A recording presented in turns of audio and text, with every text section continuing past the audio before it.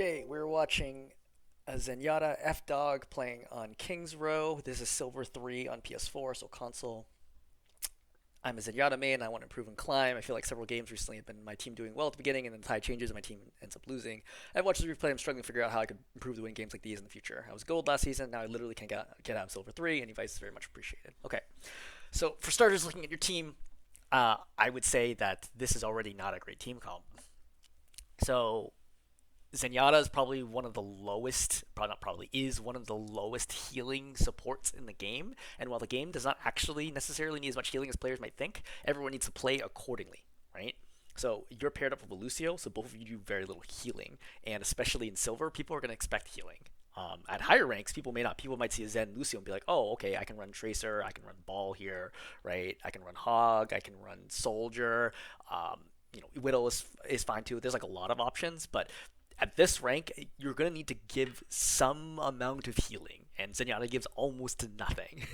And I'm not saying that you need to heal bot your way into higher ranks, but you're going to need to heal some degree of healing, some significant amount of healing.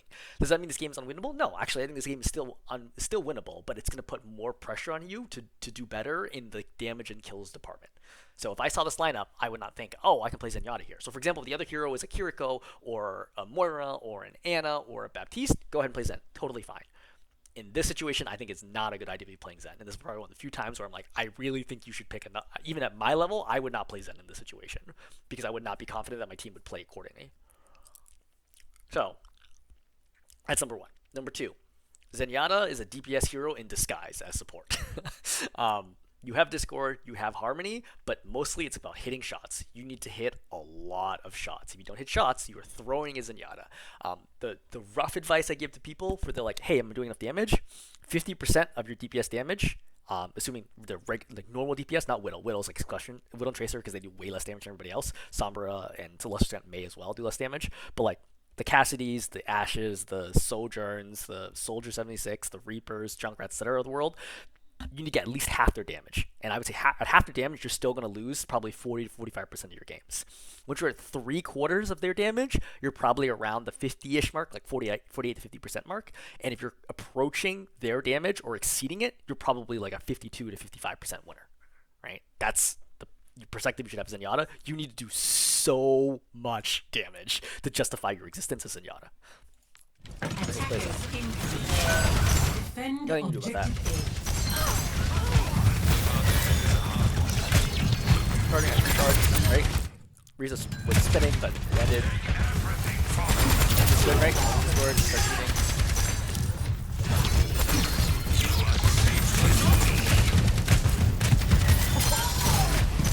So far, I would say everything here seems pretty good. Discord, you really should Discord this junk right here. I think he dies here. Right? I think this was what I think, right? I think that's the them wisely. Or like, so far, I don't really know if there's anything that I really. So your aim is too low, right? You can already tell right here, way too low. You have to be higher head height for Orisa, which is Orisa's taller than the other heroes, but like you have to adjust for that. Always head height. If you miss, always miss left or right. Never miss up or down, right? Lock into head height and then track it like a straight parallel. So in this lineup, somebody needs to be on cart. It's you or Lucio. Typically, I would say, I honestly could go your way, but just keep in mind one of you needs to be on the cart. You need to be on it right now because the cart's gonna go all the way out to here until someone needs to move it. But just making sure you're aware of this. Okay, so that looks like your Widow's on the cart. Yeah, Widow's on cart, so for now you're fine. I think this is not an opportunity where you step back, right? So you see that the Bastion is available. Like I would just start hammering the Bastion, like Discord just start. Right? I think you could re-peek. The Widow's on the cart. You don't need to move it. You don't need to move it. I get it. Now this. Okay, so the Mercy was available to you. Don't target tanks, right? Kill the Mercy right next to you. You could have gotten at least a couple shots in there before she flew. Still shoot her right now. Right now, I know it's like, oh, it's easy to shoot the Orisa, but it's better to shoot the Mercy. Like, these guaranteed hits on the Orisa, you see, are doing 0 damage. She's fortified right now. Like, they're doing functionally 0 damage. Just try to kill the Mercy here, right? Even putting pressure on her so she flies away. Right? See how low she got right there? Right? So she's at, basically, like 80-ish health right now, okay? If you put Discord on her even, right, she might have died. And if you do Discord plus 1 hit, she 100% dies right there. You should have been targeting the Mercy all along. You're targeting this. I think it's okay. I try to give myself like a little bit of time so that I don't have to release it right away in case there's a better opportunity that shows up. Being forced to shoot right in the corner. So this is like probably a higher level problem, but being forced to release right here, like if you charge like all the way over here, by the time you release, you must release right here, which makes you very predictable. A, it's easier to dodge. B, people will pre-fire right there if you always have to shoot from exactly the closest corner. It's a very subtle thing to think about, but I can tell you at my level, it happens all the time. Like when I play against Zens, and let's say I'm playing like Orisa, and I've already seen that the Zen only pre-fires from the smallest possible corner, I will pre-fire the Javelin when I hear him charging right here, which will slam him backwards to the wall, and I'll kill him. And I'll kill him in crazy ways, in like 5-on-5 situations where the Zen has no business dying. In fact, I just did it in like my previous game. So, like, you have to think about that. Many of you not so much as you're like, that's what I think about it. Mastery cannot be concealed. Okay, this is a lot of misses. I think you hit like 1 out of 10 there. So for starters, let's get crazy. Right, kill this one right away. Mastery cannot be concealed. Okay, you get that hit right here, melee. Right? Why not? It's a free, I think it's like 45 damage. Kick her towards this wall, and it makes her next movement much higher, right? You kick her towards this wall, maybe she flies back, she slams into this, it's an easy kill. Right? It also moves her in a predictable way for you to get at least 1 more hit on her. Right? And it helps her team too. Meleeing, especially on Zenyatta, is much more valuable than you think. I think a lot of lower level players underestimate how valuable melee is. Even at high levels, 30 damage doesn't seem like a lot, but it is. 30 guaranteed damage is a lot of damage. Okay. So, this is tough, because you don't even see the spam really, because it's like coming from high. But just knowing the Junkrat's here, like, I think you have to be very careful playing behind the cart, because in most scenarios it's the right call, but because he's going to ricochet them against the back, I would already be thinking about that, and I would be playing either not against the wall, but either behind the cart or potentially the corner. Right? You see, like, he's not even hitting you directly, he's just kind of bouncing them in.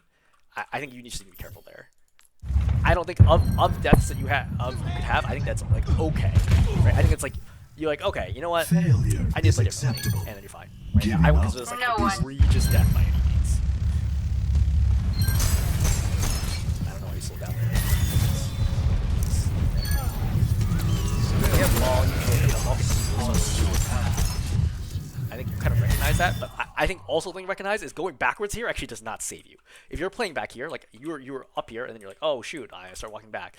If I'm the ball, I have all my cooldowns, and I see right here, I'm just gonna kill you. I'm just gonna use this, grapple, swing into you, scoop, boop, and then you're dead. Okay?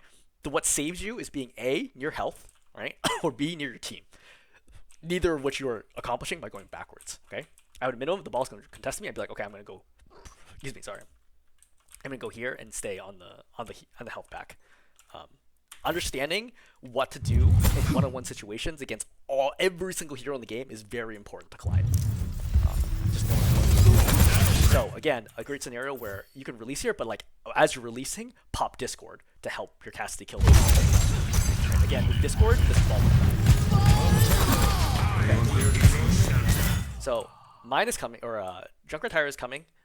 I would think in this scenario that I have Trance, but I don't want to use Trance to kill it unless I'm the only target. So I would play off the team, right? Which is unfortunate because the ball's here. But I would play off the team, and then when the tire comes, I'd look, it's coming just for me, right? Try to kill it, and then pop Trance if it's going to kill me, right? If it's going for the team, like it's going to land right here, I don't do anything. Trance is not going to save them anyway, and if they die, I'm not going to win the fight with Trance. So, just your thing. The other thing is to track the ball a little bit, right? The ball here gets lit up.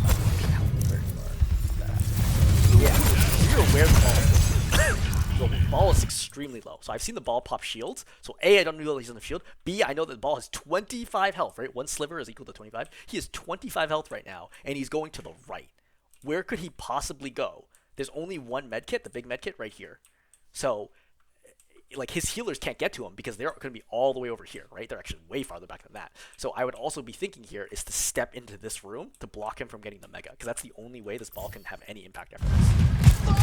Instead, you walk to the cart, where I think you should walk to the mega to make sure this ball dies. Right? You hear the ball rolling around to your right, and you're not reacting to it at all. The ball's like, thank God you're not looking. I will for you.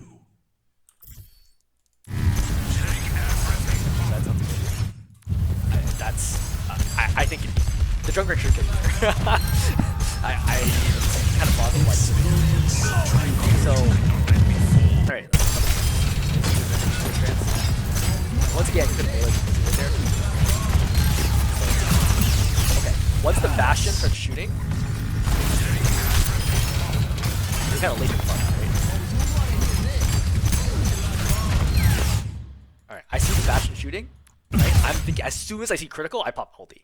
Why? I know this fight's gonna be won, right? Because the Mercy is extremely low. I know the ball's low because he was low from earlier, and they're down 1. I want to make absolutely sure we take this. I do not want to run a scenario where we have to come back again and I still have trance. That would be the worst possible case scenario. But popping trance here, I would be like 95% sure we win the fight. So pop trance right now. Even with the Mercy this low, pop trance. Your team will kill them. Like you can rest assured. The Mercy has Discord and has 50 health. The Mercy's gonna die. Experience. A little late up there. There's Essence dying. Now it's mostly even. All right, it is even, right? 4 and 4. So now you're gonna have to go back to I got right.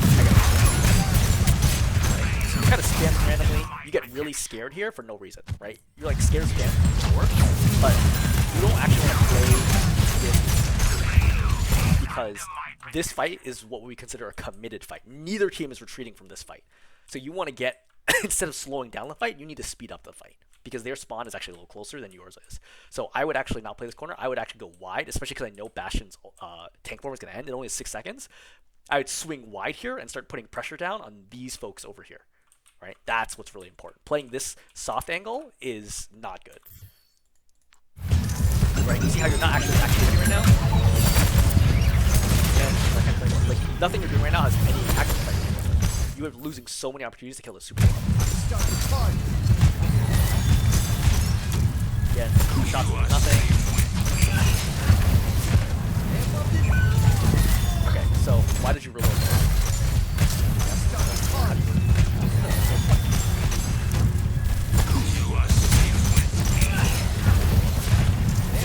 Yeah, you're 12 right now. You're 12 out of 20. Why are you reloading? Yeah, keep shooting. Maximizing your DPS uptime. Very important. Surviving first. Maximizing. Yeah, they're too low. If you put those into the head, she dies. Right? Head shots do double damage. That would have killed her. Those 2 shots to the head. Now you can play safe, right? Now you're 40 health. Now you play safe. So very awkward peek. So you see, I'm going to show you from the other opposite perspective. So watch how you're going to step forward and then turn. Take everything from them.